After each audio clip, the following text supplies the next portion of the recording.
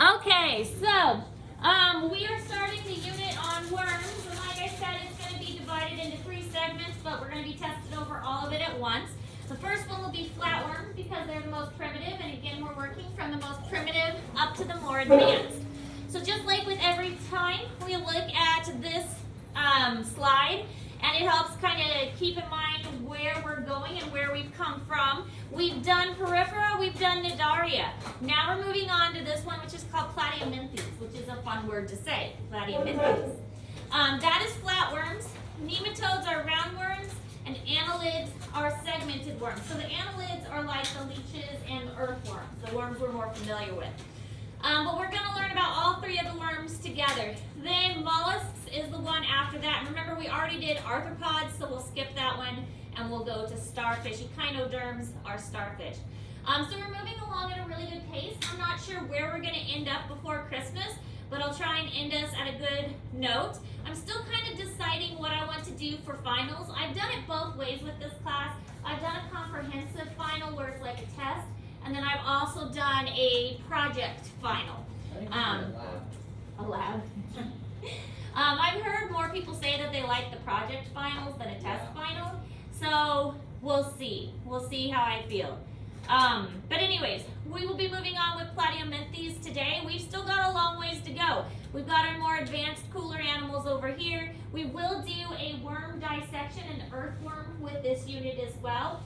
We also have the Planera lab. Planeras are a type of flatworm, which we'll learn about. So we'll do a lab with them also. I'm just waiting for the hydras to get in so we can do that lab first, and then I'll order the Planera.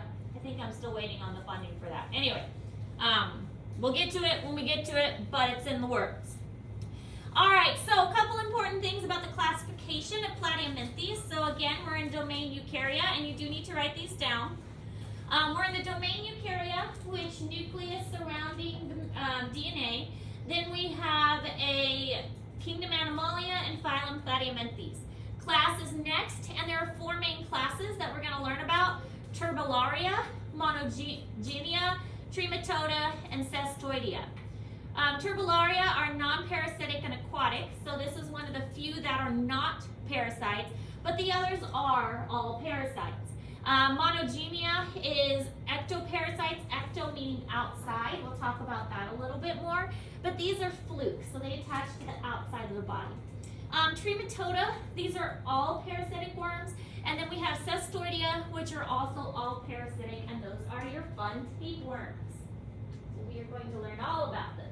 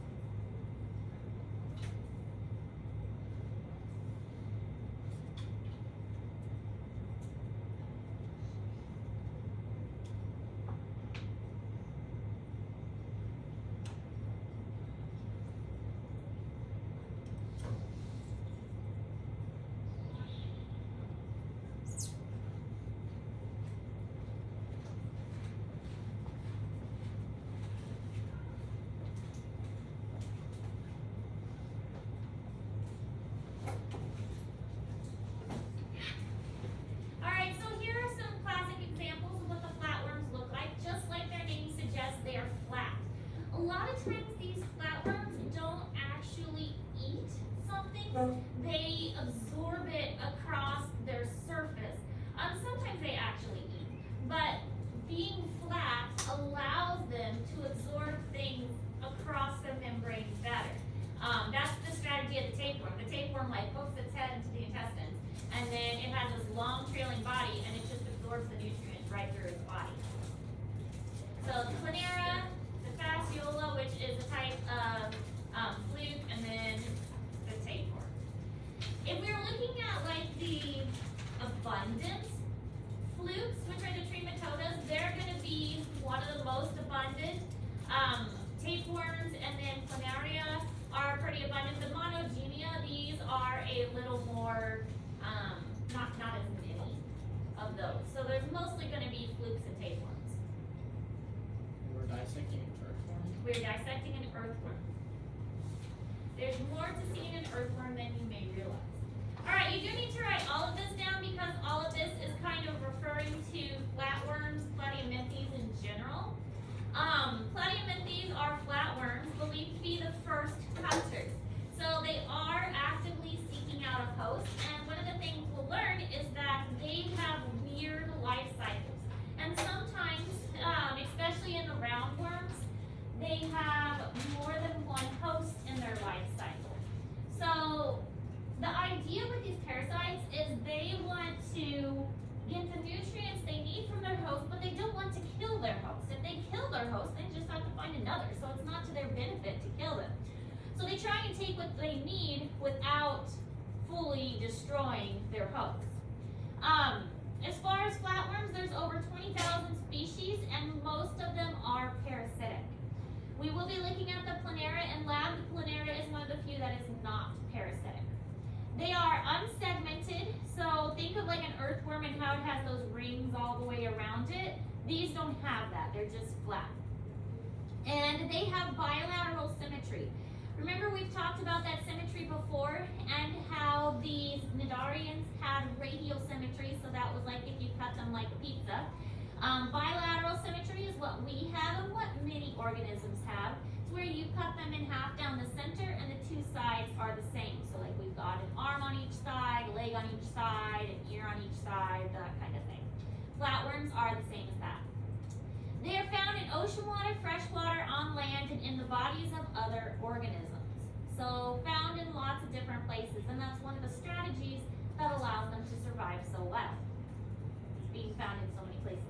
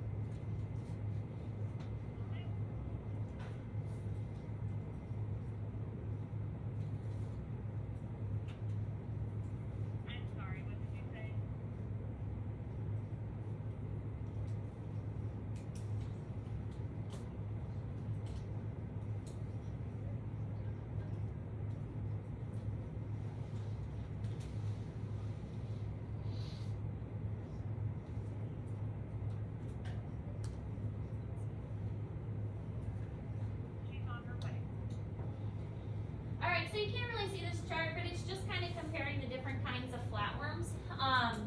Looking at them compared to the cnidarians and how they're similar, and that they're more, and the things that make them more advanced. So the cnidarians are more basic. The platyominthes, now we're getting more advanced. And with the platyominthes, they're having more characteristics that shows, okay, we've developed further. We've come further as far as evolution goes. Now, a word we've kind of mentioned before, but haven't really talked about too much, was a coelomate. Coel, this C-O-E-L, this is referring to a body cavity. When you put an A in front of it, that means that there's no body cavity. A means no in this case. So acoelomate means that no body cavity is present. We see body cavities in things like the arthropods, for instance. But we didn't really have a body cavity at all in the cnidarians or the corals or the sponges. They didn't really have an inside body cavity. This one doesn't either. So they are flattened and there's really not a lot of space inside there. They don't really have any specialized circulatory or respiratory organs, and because of this, they are flattened. Now, being flattened, like I said, allows for them to absorb nutrients across their surface. So if we had a large organism and they needed nutrients in the center, it would take a long time for the nutrients to get from the outside to the middle. But if the organism is flat, then it doesn't take very long for the nutrients to get into the center of the organism. And so in this case, they can just absorb things across the membrane. And that's what we see happen. The oxygen and the nutrients just diffuse into the body, going inside the organism. And diffusion, we haven't really talked about it much in here. We'll talk about it more in anatomy if you take anatomy. But diffusion means it goes from an area of high concentration to an area of low concentration. And basically, it's just a process that happens naturally. So if there is more oxygen in the water and less in the worm, the oxygen's just going to naturally flow into the worm. It's a process that we don't have control over, but our body takes advantage of that in many ways. And animals take advantage of it too. Some of them will have a pharynx and only one opening for digestion and excretion. So basically, some of them will eat through the pharynx and also get rid of their waste through the pharynx too.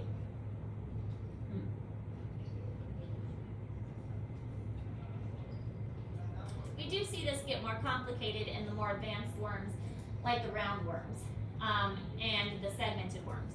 Earthworms have a mouth and they have a cloaca opening. So they have one tube that goes all the way through. Are roundworms the one that like those are the ones that are in like dogs and stuff, right? They can be found in people too. But yes, heartworms is an example of a roundworm. But typically they're like species specific. Like if your dog has worms, you can't get it from the dog. Sometimes.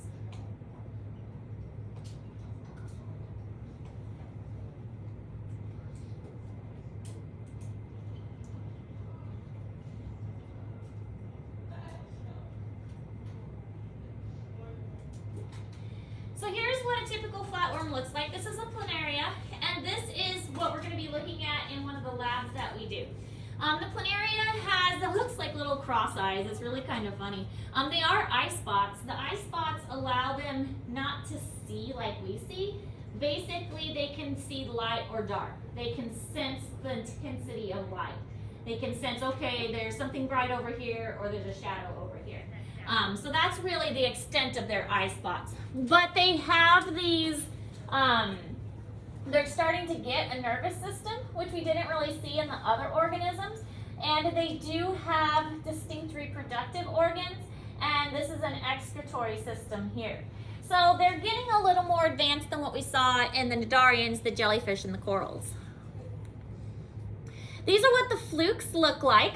So a fluke is usually wider, and they have an attachment mouth. Here you can see the mouth that's actually attaching to the surface. Flukes are mostly ectoparasites. Ecto means outside. And so they're going to be attached to the outside of an organism. Here you can see the gills of a fish, and this is a fluke that is attached to the gills of a fish. Have you seen the TikTok videos of the person who rescues the crayfish and he pulls the parasites out of them? Yeah? And then he throws them for the birds to eat and he like names them and stuff. Anyway, he's pulling flukes out mostly because the flukes are ectoparasites and they're attached to the gills of the crayfish. And that's basically what this is here. This is a fluke that's attached to the gills on the outside of the organism. How we relate our lessons. I use my resources. I relate it to things you know in your life and you remember it better. So here is the trematodes, which are the flukes, and these are also kind of, these ones can be endoparasitic. So we have the ones The monogea is a type of fluke that's ectoparasitic. Monogea is ecto. Trematode is endo. Also looks like a fluke, but these are found inside the organism. Now, this one has more of a complicated life cycle because it uses two different hosts. In this case, it uses a snail as one host, and then it uses some kind of livestock that eats the grasses as its second host.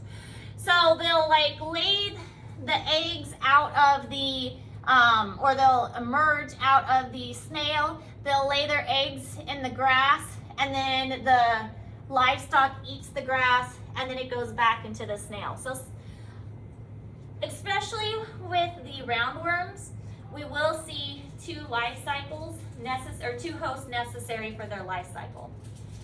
But the trematodes, another kind of fluke, they're mostly endoparasitic.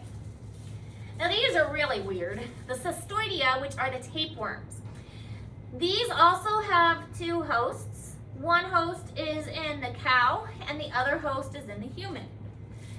There are different types of tapeworms for different types of animals. When I first got one of my cats from the shelter, it was so disgusting. We noticed it looked like a little piece of rice on the ground and it started moving and I totally flipped out. But the cat had worms and so we had to take it to get dewormed. But that was specific to cat species. We wouldn't have been able to get it. Most of the time people get tapeworms from eating beef because the beef or the cow, it has a cyst in the muscles. If you cook your meat correctly, then it kills the cyst. If you eat your beef red, you like raw meat, or rare, then that is not gonna kill the cyst. And that's how people can get worms, from eating uncooked meat, because the worms are embedded in the meat as a cyst. Cooking it kills the cyst. So then we would eat it, it would get in our intestines, and what's interesting about the tapeworm is each of these little body segments is basically a packet of eggs. The head attaches into the intestinal tract, but it doesn't eat anything. The nutrients are absorbed through this long tail that extends through the digestive tract. And each little packet contains a bunch of eggs. So basically, when you excrete it out, you're excreting little packets of eggs. And then that'll eventually get back into the grass. Cow eats the grass, gets back into the cow, and the cycle repeats itself. The tapeworms, can you tell if you have one, just without a diagnosis? If it's severe enough, you can see the tapeworms in the stool. Or the little egg packets in the stool. So. But you can't feel it, it doesn't hurt or anything? It can cause intestinal cramping. And because they're absorbing your nutrients, then you'll start losing weight unexpectedly. Once it does reach the more advanced stage, then you'll see the little egg packets in the stool. Some people think that it is a good idea to lose weight by eating a tapeworm. Don't do it. Then you have to go through the whole horrid process of getting the tapeworm removed, which is not fun. That's a good diet program. Some people go to that extreme to diet, is they will ingest these things on purpose so that the tapeworm will absorb all their nutrients. The problem with that is that, first of all, you have a tapeworm, but also it absorbs all the nutrients and the people become nutrient deficient. And so they start to experience things like anemia or like brittle bones because it's absorbing all the calcium and stuff like that.